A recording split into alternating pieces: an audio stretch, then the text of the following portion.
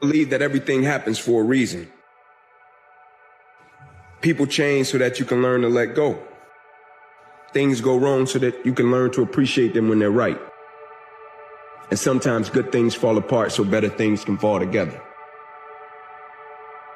Always waiting for everything to be perfect before I live my life. I'm always waiting for everything to be perfect before I live my life. There's only one way. If you're at the bottom, there's only one way. But you got to look up. And when you look up, there's somebody there waiting for you.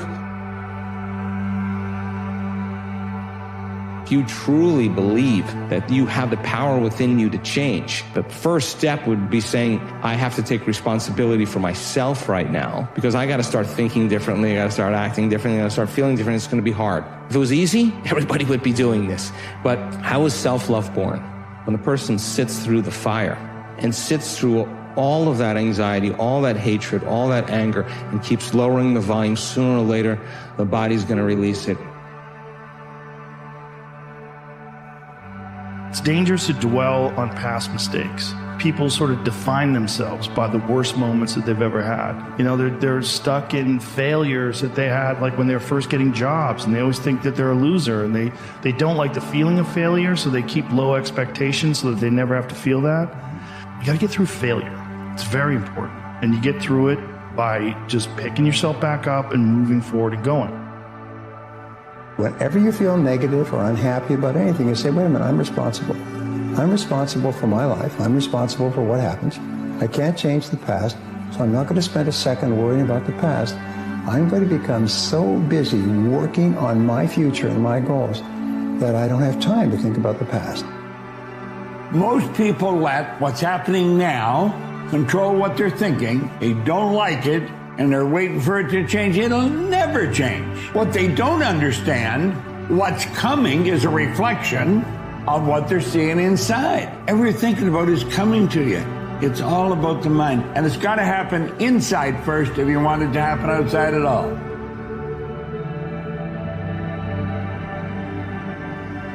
It isn't easy to keep going, especially when you don't believe that things can get better.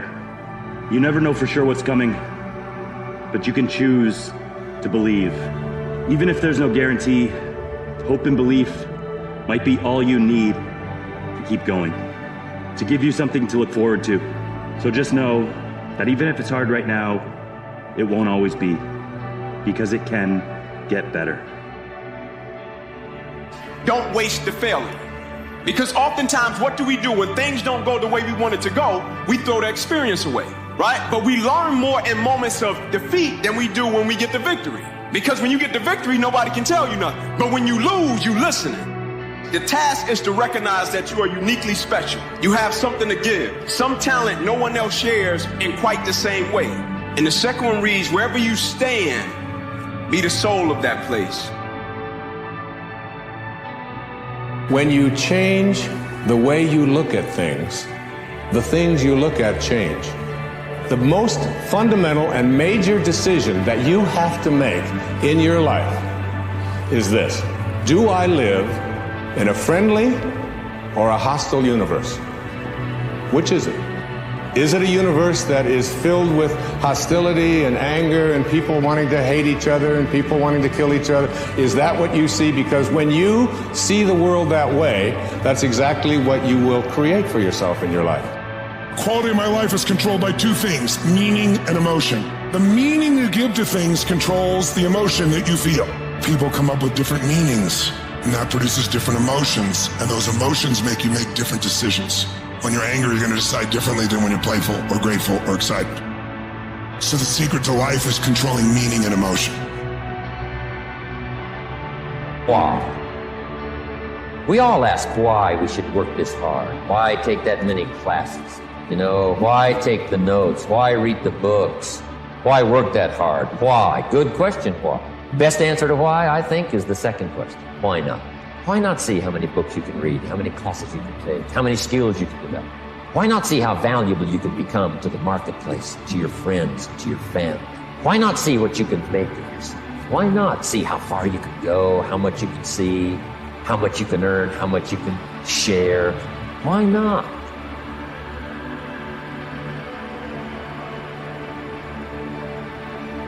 Wouldn't you want to know what would happen if you spent just 1 year giving it your absolute all, giving everything your absolute all? Giving your diet your absolute all, giving your workouts your absolute all, giving your career your absolute all, giving your relationships your absolute all. How much different would your life look? How much better would you feel on a daily basis? Would you still be depressed? Would you still have anxiety? Would the problems that exist in your life now still exist in a year if you gave it your absolute all? I don't think so. I think 1 year of uninterrupted focus is going to lead to a completely different life, a completely different version of yourself, one that is unrecognizable. The next year of your life is going to happen one way or another. Time is going to pass anyway. You can come back and tell me that I'm wrong, that your life is exactly the same, but I'm willing to bet every single dollar in my bank account that you will look back and say that that was the best decision that I have ever made, and I have no idea how I was living my life before.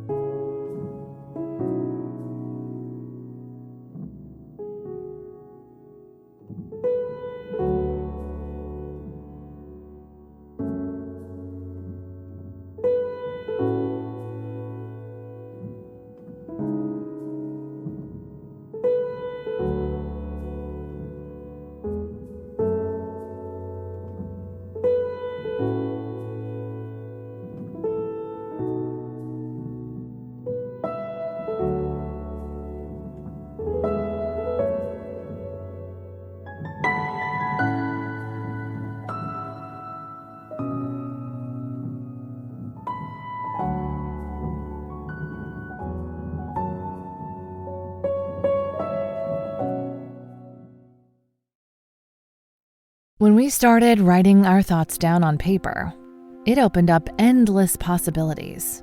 Ideas could grow beyond the borders of the mind, and it changed the world.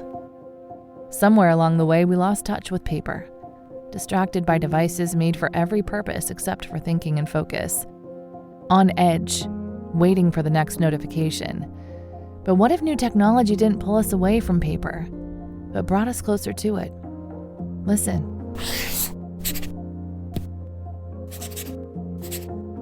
That's not paper. It's the sound of the new Remarkable Paper Pro, rewriting the future. A paper tablet with a true color ink display, gentle reading light, and unheard of tactility. With digital features for taking notes, thinking, and organizing, without any distractions. Paper is about to change the world again. Get your paper tablet at remarkable.com today.